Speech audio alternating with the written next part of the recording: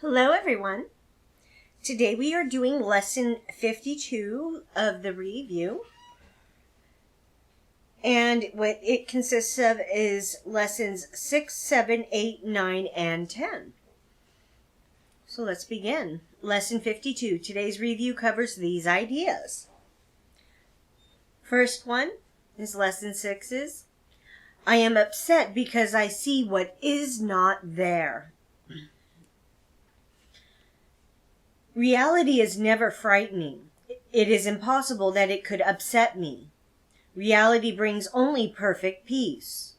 When I am upset, it is always because I have replaced reality with illusions I made up. The illusions are upsetting because I have given them reality and thus regard reality as an illusion. Nothing in God's creation is affected in any way by this confusion of mine. I am always upset by nothing. So, what it's talking about there, folks, is that as yesterday's lessons were talking about, everything you think you know and believe in is what you project out on the world around you. And if everything you are believing in to be true is based off of a lie, then it equates that the lie that you are believing in to be true is the illusion. Think about that for a moment. The illusion that we keep projecting out there and witnessing is the lies we have been taught to believe are the truth, that we are taught to propagate again and again and again. And that is what it is talking about. These things that we are believing to be truth is the illusion. It's the lies we've been taught define us and the world around us. It is our core beliefs that are at question here.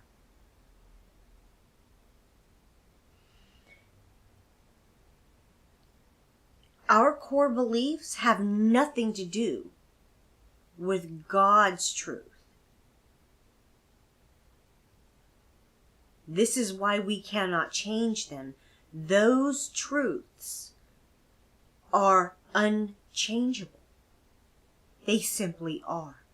This is why I keep saying it needs nothing to prop it up. Nothing to hold it up. It can stand on its own. It is on solid footing and solid foundation. There's nothing shaky about God's truth. All right, continuing on. 2. Lesson 7.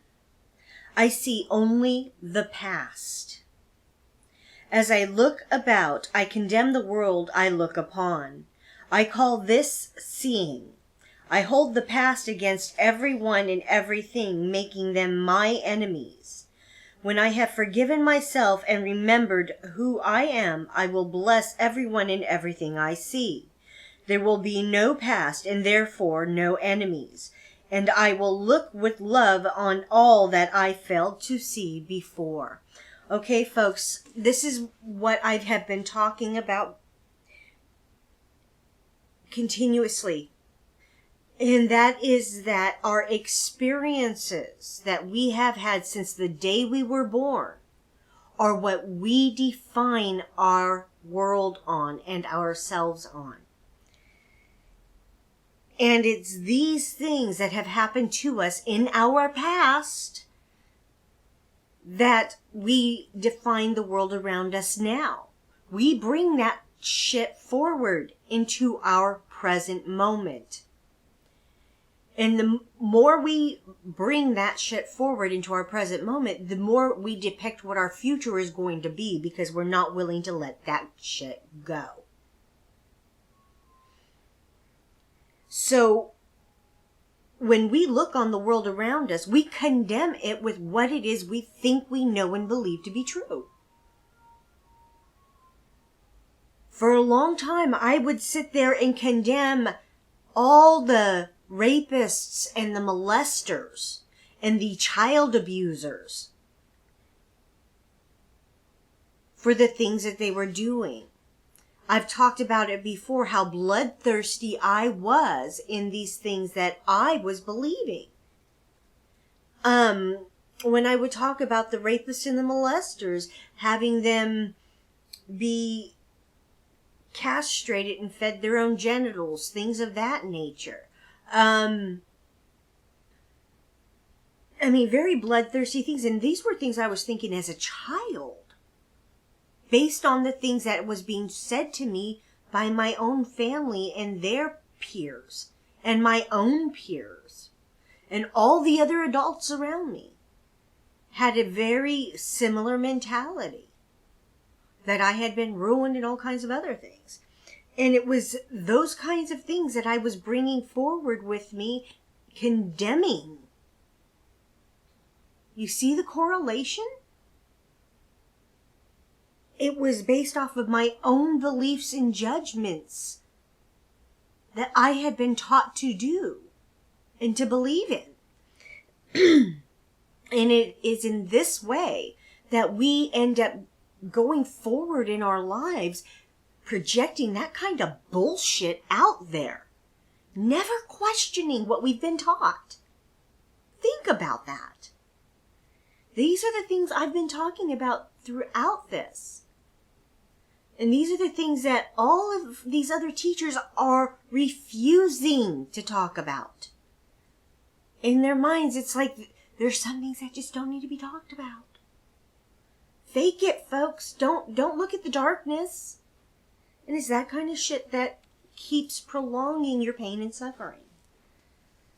This is why I keep saying, look at everything. Do not question why it's coming up. To look at everything and to question everything that's coming up. And to ask Holy Spirit for understanding and for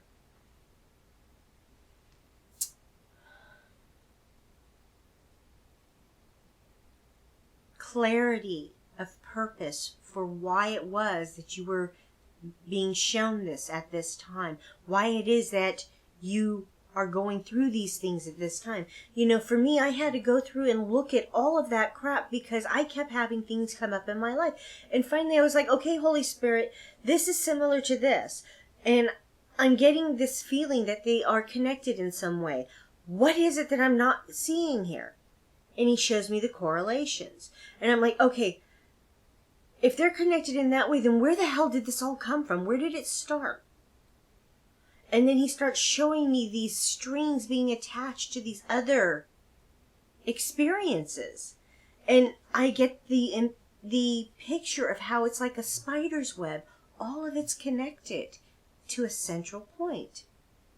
It all seems different, but in truth, it's not. What it is it's all connected to one central belief that was ingrained in you sometime shortly after birth. All of us have had it. Sometimes it's even just before birth, because it's been proven that a child, an infant that is still in the womb, can hear and discern the energies of those outside of the womb. Not just the mother, but the other beings around. And that they hear the tones being used. And they react to those things. So consider that. There are things that we took in and learned before being truly cognizant of it.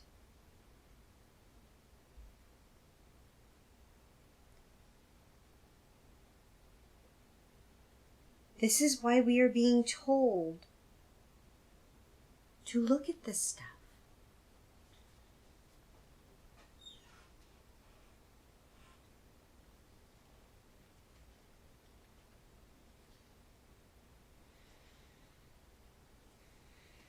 All right, let's continue on. 3, which is lesson 8. My mind is preoccupied with past thoughts. I see only my own thoughts, and my mind is preoccupied with the past. What then can I see as it is? Let me remember that I look on the past to prevent the present from dawning on my mind. Let me understand that I am trying to use time against God. Let me learn to give the past away, realizing that in so doing, I am giving up nothing. Okay, so what that's talking about there, folks, is just as what I was talking about a few moments ago. Everything that we look on now, we project out over it our past experiences. We take the lessons that we learned, those hardcore lessons that we learned to believe to be truth, and we project those out on the world around us. Like, for me, the belief that to ask for love or affection of any sort was to ask for physical pain and violence. It hardwired into me to believe that I was unworthy to be treated as a human being, to be treated with love and kindness and gentleness. And those were taught to me at a very early age. Like I said, I was 9-10 months old when those hard-wired lessons were learned. And because of that, it made me believe it and project it out on the world around me, so that I would continue believing that in the here and now. And these were the thoughts and the beliefs that I was holding forth as being true. And when I would look out on the world around me, that was the only thoughts that I was seeing. You know, I see only my own thoughts, and my mind is preoccupied with the past. Because I was constantly believing that stuff, that is all I was preoccupied with, is what I believed to be true. And those were the things that I had been taught to believe. And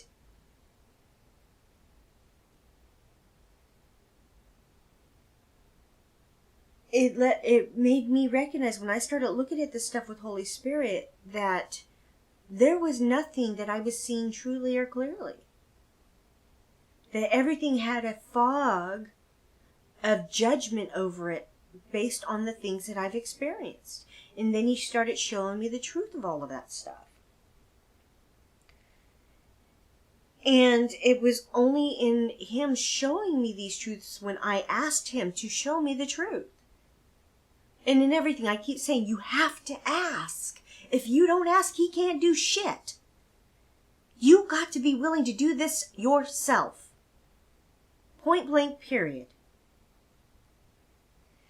And it's only in asking, when you clear this stuff out, that your future opens up to be a clean slate of anything is possible. Because you are changing how you are perceiving and believing.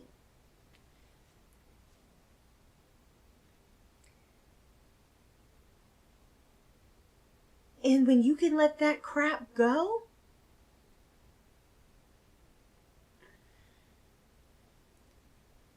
you recognize that you're not letting go of anything of value. You are letting go the valueless and accepting the valuable. Your world becomes affluent then. Affluent in an understanding of what's truly valuable. And it's not material gains. Although it makes shit a lot easier, I guarantee you that. I get that. In this world, it makes shit a lot easier when you have monetary funds available. But it's not what we are basing any of this on.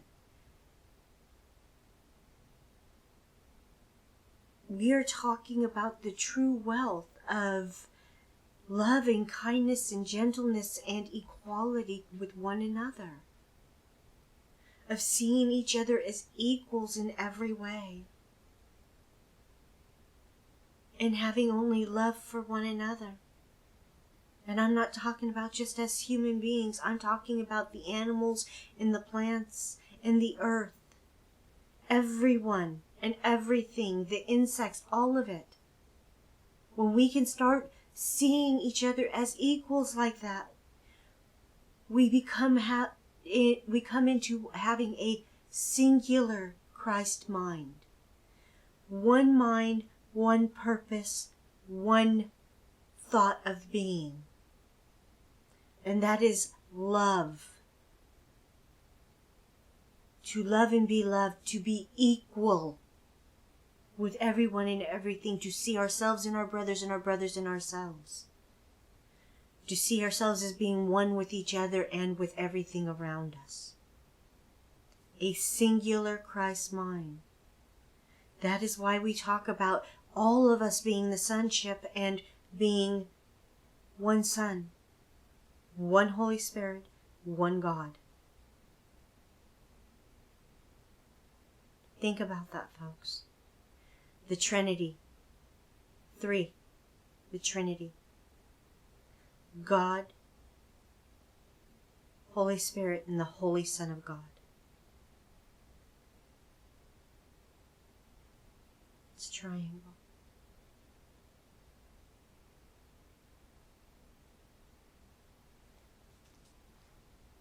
It's part of sacred geometry. It's the triangle. Then you've got the infinity sign. It's a circle twisted. It's a circle twisted.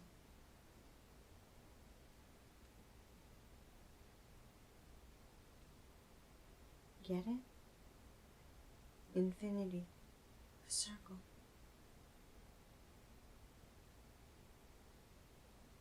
The 8 is a circle twisted on itself. Consider that. It's all sacred geometry. It's whole, it's perfect. We are giving away the valueless for the valuable. Everything's connected. Continuing. 4. Lesson 9. I see nothing as it is now. If I see nothing as it is now, it can truly be said that I see nothing. I can see only what is now. The choice is not whether to see the past or the present. The choice is merely whether to see or not. What I have chosen to see has cost me vision. Now I would choose again that I may see. And that is what I was just talking about, folks, is letting go of these past beliefs, because that is what we keep projecting out, and that is what we keep seeing in front of us. When we let go of our choice in what it is we want to see, we will then be given His sight, His vision, to see the truth. And it's only when we choose again to see with His sight that we can be healed. We don't get a choice in what it is He will be showing us. We only get a choice in choosing the truth over our egoic beliefs. Continuing on with the last one. 5, which is lesson 10. My thoughts do not mean anything. I have no private thoughts, yet it is only private thoughts of which I am aware. What can these thoughts mean? They do not exist, and so they mean nothing. Yet my mind is part of creation and part of its creator. Would I not rather join the thinking of the universe than to obscure all that is really mine with my pitiful and meaningless private thoughts? And what that's talking about, once again, folks, is that we are picking and choosing what it is that we are going to believe in to be true. We pick and choose that. So it's when we go in and we ask for the truth, and when it's given to us, it's when we choose then, and choose differently from what we've been doing. We then choose to go with what is the absolute truth. So we choose differently and we go with the truth this time. It's our private thoughts, what we think we privately believe in to be true, that we project out on the world.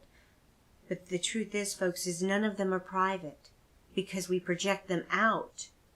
We are telling everyone else, this is what I believe to be true. This is what I'm basing my world upon, my beliefs, my thought systems on. And in the same way, that's what they are taught to do as well. We all give out our judgments and opinions like mad. And we are absolutely insane when we do it. Because in those moments, we are telling everyone around us that they are wrong, we are right, and they need to follow us and do what we say and believe what we say. And don't look at any of the things that we are telling you to look at. And don't look at any of the things that are coming up for you. Only look at what we tell you to look at and believe what we tell you it says. Don't discern any of this stuff for yourself. Pay us and we will tell you what's true. And that, folks, is egoic. Enlightened egos. In everything, go within to Holy Spirit and ask Him for the truth. Take even everything that I am talking to you about and go within to Holy Spirit and ask Him if there's any truth to any of the stuff that I'm talking about. Always ask Him your questions because He will give you the truth of them. Don't take my word for it. You have to do your own research on this, your own work, to figure out what is truth, what feels right and true for you. No one else can tell you what it is. All right, that was lesson 52. Excuse me, that was lesson 52 in our first review for part 1. That was lessons 6, 7, 8, 9, and 10. I am upset because I see what is not there. I see only the past. My mind is preoccupied with past thoughts. I see nothing as it is now. My thoughts do not mean anything. Do the work, folks. Question everything. Go within your heart and mind and look at everything He brings up before you without exception. Do not pick and choose what you think it's all about. Look at it with an open mind and open, empty hands. Look at it and pick it apart with Him. And when you do so, ask questions constantly and stop and listen for the answers. Only in doing this will you be giving the answers and find the truth within yourself. You will never find it outside of you. It will always come from within.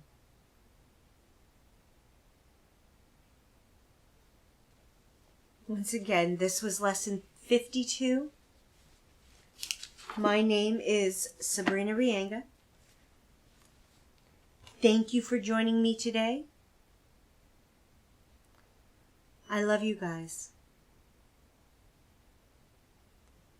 I think what I will be doing here is I will be talking to Alex about adding in a donation button onto this video and all of our previous ones, and setting up a thing for you all to donate, and a website for you all to be able to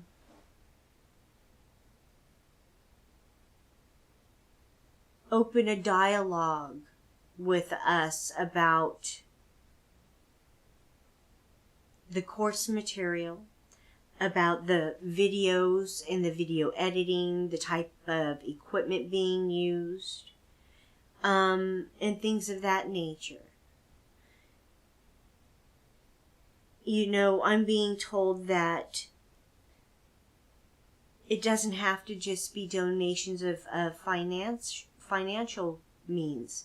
It can be donations of your time and understanding of videography.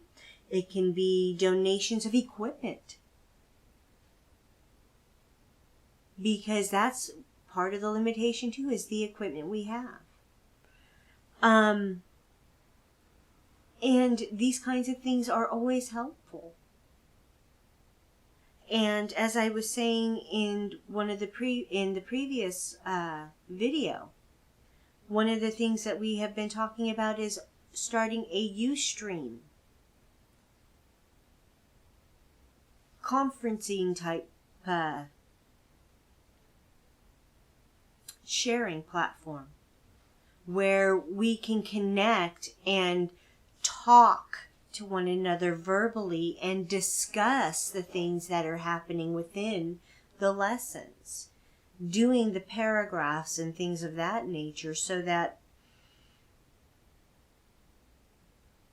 people can share the things that they're going through, and we can talk about how these lessons are working for you in your life and how they apply to you and your life,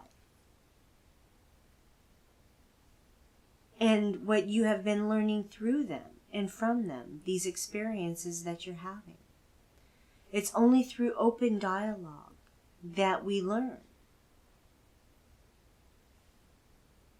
Language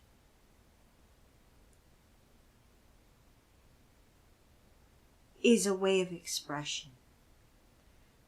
As you all see, I cuss and swear. And I try to keep the F-bombs down to a bare minimum. But in truth, folks, I'm using that F word every few sentences. It's just the way I speak. It's the way I express myself. And, you know, I was brought up around the military. Bikers and sailors and soldiers. That in and of itself helped to form the way I interact. And I tell you what, you will not find a more honest form of expression than listening to those folks talk to one another. They are expressing themselves on a most honest and authentic level when they are speaking from the heart like that. It's when you don't have to hold anything back that you are able to express fully where you are at and how you are feeling and what you are going through. And a lot of these places talk about how, oh, don't cuss, don't swear, keep this G-rated. I'm sorry, but that's just not going to happen. I guarantee you, your children are hearing worse at school. They are hearing and seeing worse when they are on the internet, surfing the internet. They are hearing and seeing worse when they are watching their favorite artist and their videos. Singing whatever it is that they are singing. Many of you should probably have a good idea what I'm talking about. Anyone remember the groups like 2 Live Crew? Yeah, 2 Live Crew, folks. Remember them back from the 80s? How profane they were? And yet now we've got groups singing stuff like that, but worse, in a more derogatory way. And it's that kind of stuff that our children are listening to. And we judge how someone's speaking based off of their swear words. Not recognizing that in a lot of ways, it's a form of expression. But it's also recognizing that when we are sharing, there's nothing derogatory being done there. Nothing derogatory being shared. It is an expression of where we are coming from in those moments. And all of this stuff we freely put up, and will freely be sharing it on YouTube and Facebook.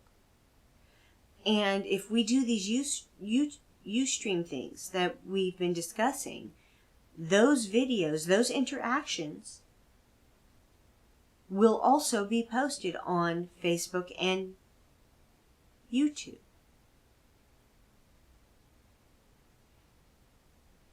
And it's these kinds of things that we are being told to do. To share with one another, to open a dialogue, a freedom of expression, a freedom to express everything we're going through. Nothing is off limits to talk about. There will be no judgments being made. It will be a discussion, and there will be questions asked. And those questions will be made for you to look within your own heart to see the truth of what it is you're believing to be true there. What it is that you are holding forth as your core foundational beliefs. We will ask questions, and we will share from our own personal experiences and the lessons we've learned to see things in a different light. It's that kind of stuff that we are being taught to do here. So if you guys are feeling it, if you guys would like to have those kind of interactions, consider donating to us. Your time, equipment, even your money, if that's what you choose to do. It's these types of things that we are being told will help to spread His truth, His light, His joy, to bring us all together as one Christ mind, one holy sonship. I love you all. Thank you for joining me today. Once again, my name is Sabrina Reyenga. Hugs, love, light, and blessings. Namaste.